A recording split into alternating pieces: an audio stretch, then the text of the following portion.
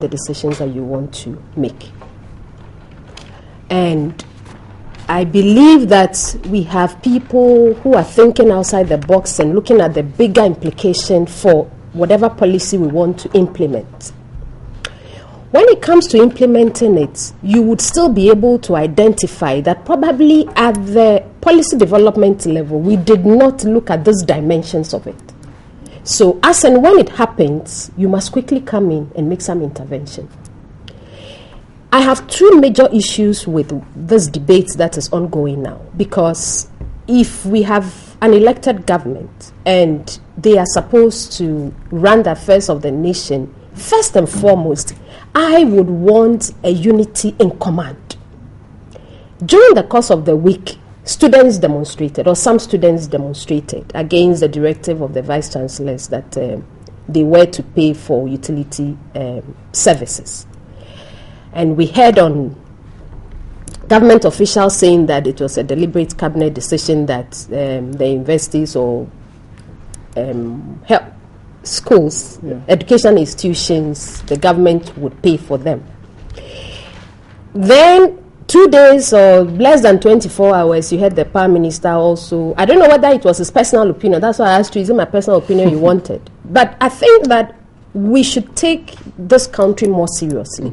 And in providing information to the people, we should believe or trust what we are hearing.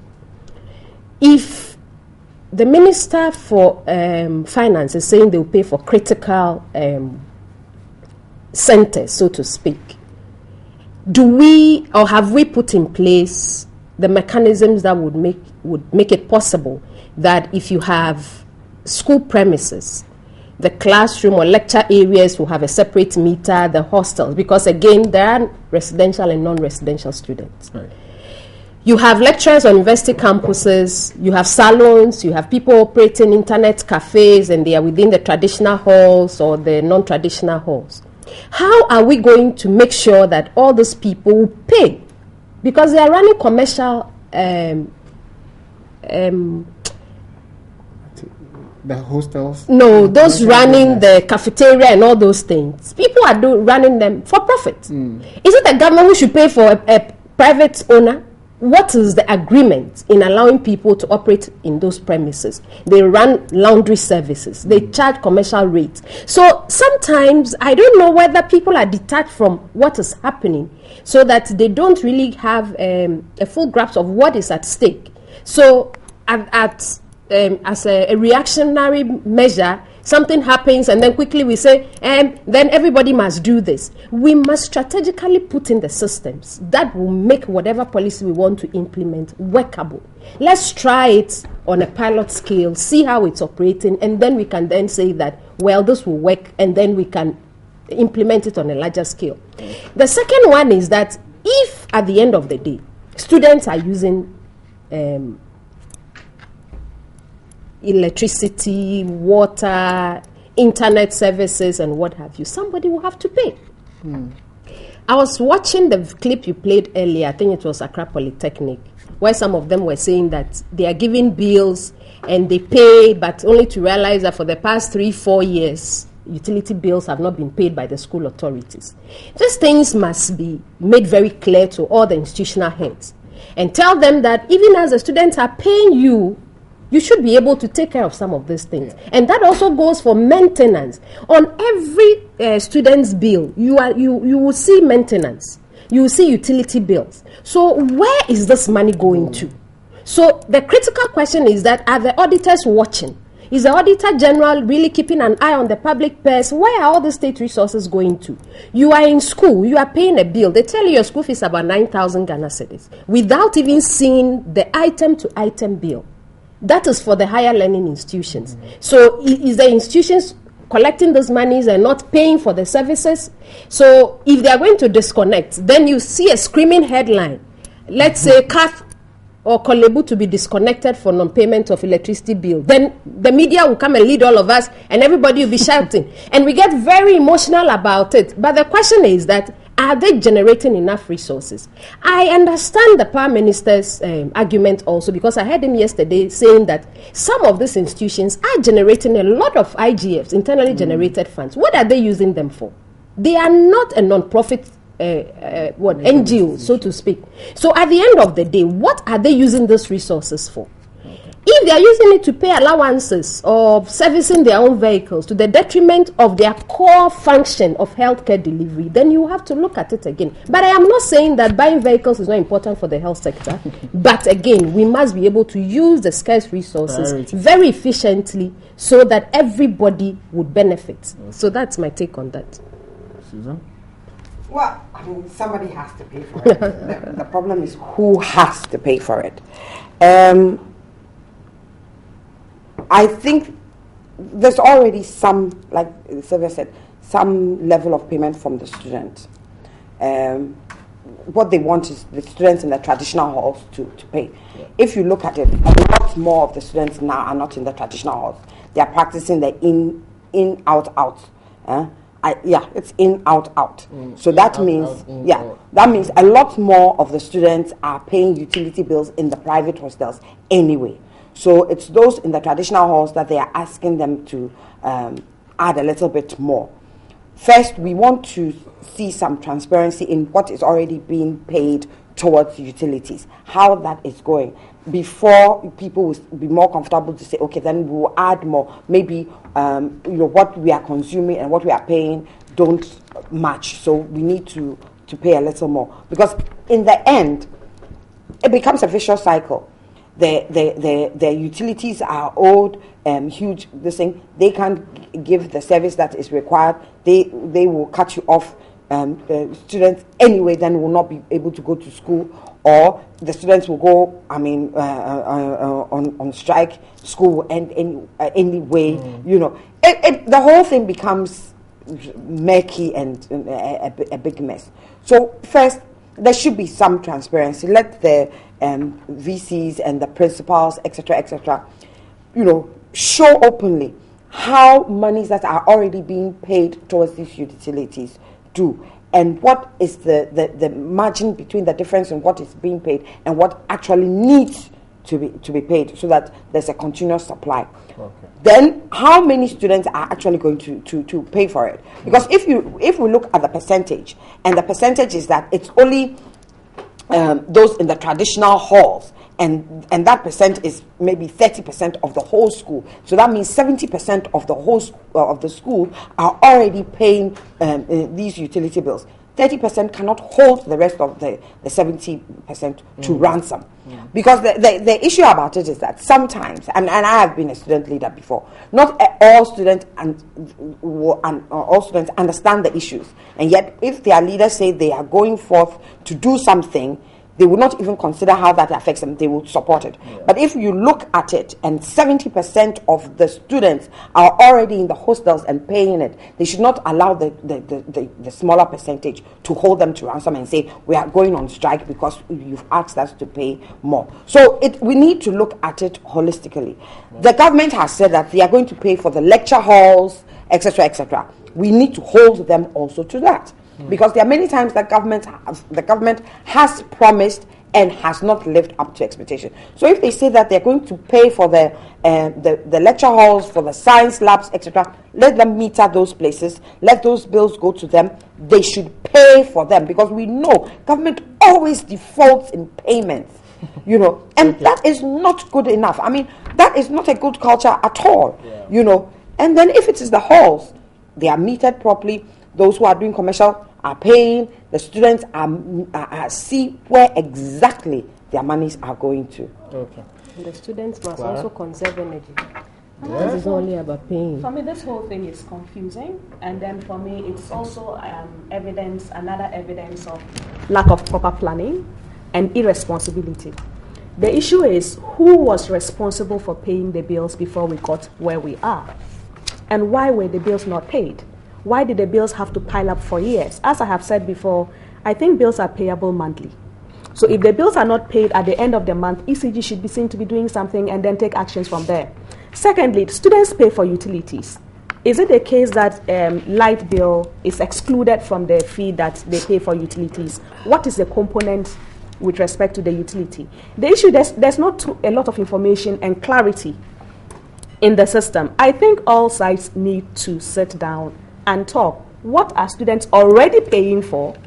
Who should be paying for what? And as for the how students having to pay for bills that they haven't consumed, because if I understand it, they actually want the students to pay for the existing bill, not the ones that they are probably consuming. Who was supposed to pay for that one, and we got where we are? It just shows that public officers at the respective positions have been irresponsible. Nobody has been taking care of the situation. Everybody has just been going about their business. Then we suddenly wake up and behave as if this is some surprise thing that has happened. We should have had a plan all along. And for me, the disappointment bit comes in because it looks as if we are not even learning from this. It will recur. And like Sylvia said, even if you look at the information coming across from the very public, it's not very clear what is what. We don't even have clarity of information. We don't even know what the position of government or the state is if we have contradictory information coming from each side. The Deputy Education Minister in charge of tertiary, Samuel Okudzeto-Ablakwa, was very categorical when he spoke on this and said that tertiary institutions and health facilities, government health facilities, are not supposed to pay. But the Power Minister is also saying otherwise. They are supposed to pay. So what to be honest with you, from the side of government, Honorable Okudzeto was once a student leader. I think he's pandering. He's playing politics with the students, and they should know that. You understand? The Power Minister is probably speaking the truth and saying, but I mean, I think that like everybody has said here, there should be transparency in the system and let us know. Because if the whole thing is murky and people don't understand, I mean, where their monies are going to, of course they are going to resist, and everybody will understand if they resist. But if the reality is made clear and then it is put down properly and monies go where they are supposed to go. But as for the politics, your deputy minister is playing politics with the students. We shift our attention now to the Weekend Finder. There are two stories on its front page that we're going to be discussing now. We have about 10 minutes to do that, to split it. Hope to split it equally. The banner headline says, "Women beware, abuse of emergency contraceptives dangerous." And then also the second story, union to petition Mahama over China uniforms. And since we're talking about education, let's probably do the ones about uniforms. Then we can close the program this morning with the health, and we have two practitioners in the industry. They would help us put that in perspective. To page 9 of the Weekend Finder, and the story says, union to petition Mahama over China uniforms. The General Secretary of the Federation of Labour, Mr. Abraham Kumsin, says he would, by the end of the week, petition the president over the sidelining of local companies in production of fabric for the free school uniform project. He told the Weekend Finder that although government had promised to make it a policy to procure the fabric from local textile manufacturing companies as a means of revamping the local textile industry and create jobs, the promise is not being fulfilled. He said although government has entered into contractual agreements with some local textile manufacturing companies to produce the fabric for the project, it has abandoned them for products from China. He said the union is embittered by the development and seeks to draw the attention of the president to the promise he made to the local textile industry players when he was vice president. That's actually saying that the promise dates as it goes a few years back. Let me start with, who am I starting with? Start with Clara. She was shocked at the whole thing. Yes, Clara. The thing is, this is the saddest story I have read. I'm very sad this morning, extremely sad. The reason being that I think getting the uniforms from local companies is an issue of national dignity. It ought to be an issue of national pride. It ought to be an issue of national respect. that we respect ourselves, that we have confidence in ourselves, and that we want to try for ourselves. I just cannot, there is no reason, and don't even talk about cost. Because if you are talking about national dignity and national pride and national respect, money shouldn't be the focus. Money shouldn't be the focus at all. So I think there is absolutely no excuse why we are giving local uniforms, free uniforms to our schools, and then we don't want to give such contract to local companies. Whatever it be, I think it ought to be local companies. And I actually think that if the uniforms being produced are not by local companies, the students should reject the uniforms. I think it should be rejected. Yes, the reason being that their fathers and their mothers and their brothers and their sisters, some of them, uncles, relatives, will be employed by the local industry that will be producing the uniforms. It will put money in their pockets. It will bring, it creates job. They can pay hospital bills. And aside all of that, the fact that what I'm wearing is from my home, that what I'm wearing is produced by the people of this country. Why should the students have to don in a free uniform that the government, I'm sure, is not getting it free? Even if the government is getting it free from the Chinese company, I think the government should reject it. Because what do you make of the fact that they need it in mass quantity, because we have so many pupils that need to be clothed? Is it the case that they have brought in the local manufacturers together and the local manufacturer says that we cannot produce? That's not the case. That is not the case. So why are we assuming that they can't produce? Sit with them. Have you offered them the contract and they have rejected the contract that they cannot produce it? For me, I think this is about national pride. And I don't think there is anything that we should sacrifice national pride for. And like I said, I think if I were the local manufacturing companies, I would actually lead a campaign for the students to reject the uniforms if they are not being produced by a local company. Okay, Sylvia. Oh, I thought we were going to go to Susan. Let Susan take a bite, 2 minutes. A big bite. Oh, let me take my bite first. Okay. I would say that for a story of this nature, probably the Honorable Minister for Trade and Industry, the Honorable Minister for Education, and who else is involved in this? Okay, maybe those finance. Two, well, not finance necessarily, should be able to, a good journalistic practice, for instance, should get their side. Then we can be sure that whatever we are all reacting to is a truth. They have not come out to deny. It started by saying, I think that was middle of the week, where we were told that Printex, the contract was with Printex. Printex had gone to acquire new equipment so they can produce in mass quantity. So, and then the contract was given. So it's taking me back again to policy implementation, policy development.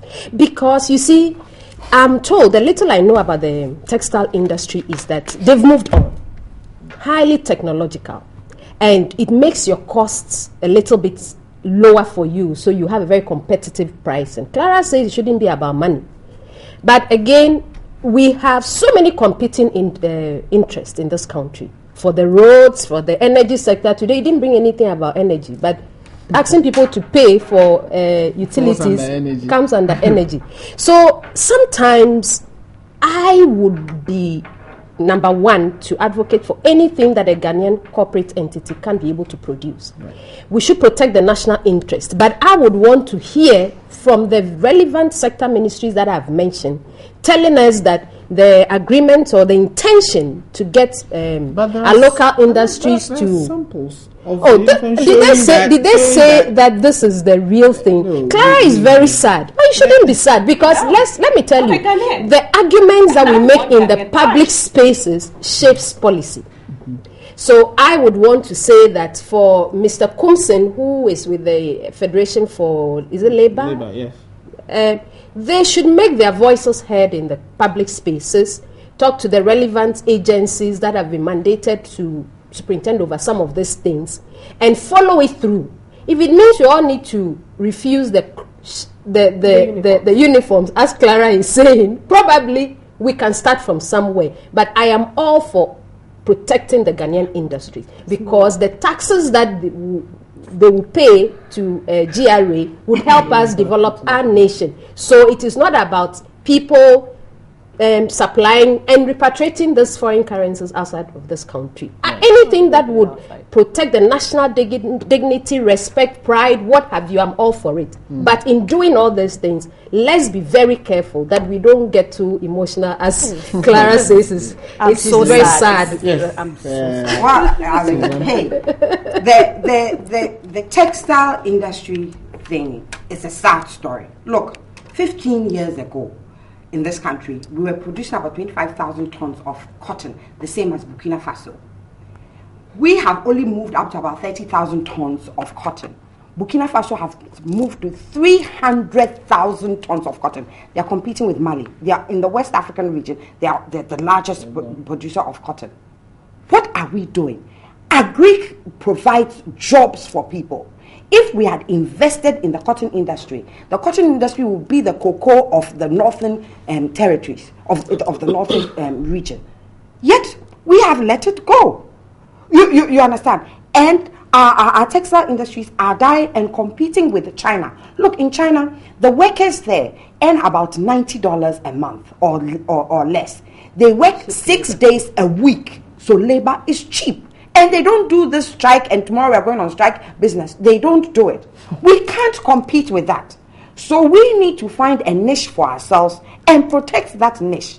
So if we say that even though the uniforms are going to be expensive, if we buy them here, but in the end it ends up cheaper, because if you lose jobs to people in China, that comes back even more expensive for your economy. So we say, look, this is a niche that we are giving to our local industries to boost them. We're going to help agric to produce more cotton and the farmers to produce more cotton, to do it more efficiently, and this is what we are going to do, ensure that that textile industry grows. Because we are not serious in this country, to be honest. We say the things nicely and we don't do them. If we want our textile industry to grow, we must help the cotton industry first to grow and to ensure that they are moving ahead of. If Burkina Faso can do it, we are capable of doing it. Now, in the current thing, we are looking at a judgment debt right there, because the people have been promised to do 5 million something. They've been able to produce 3 million so far, and they've retooled their things to do more. And now you say, okay, I'm taking it away from you and giving it to somebody else.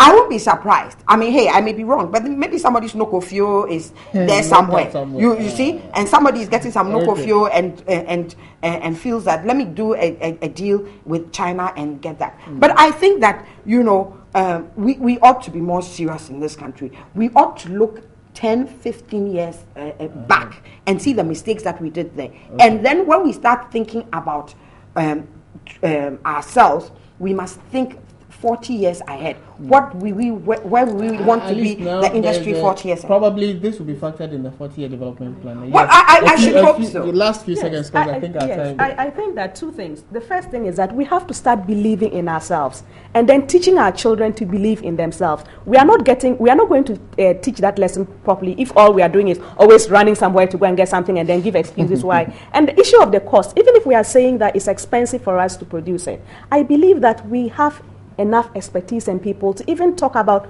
competitive pricing, innovative ways, efficiency, and all that. It will increase. It will help to reduce the cost. So this issue about cost, for me, I'm not buying it. Okay, all right. I think that will be it for this morning. Unfortunately, we couldn't touch on the other topics that we had. I'm sure my ladies would have loved to talk on them, but we have run out of time, unfortunately. But let me say a big thank you to them again before we leave.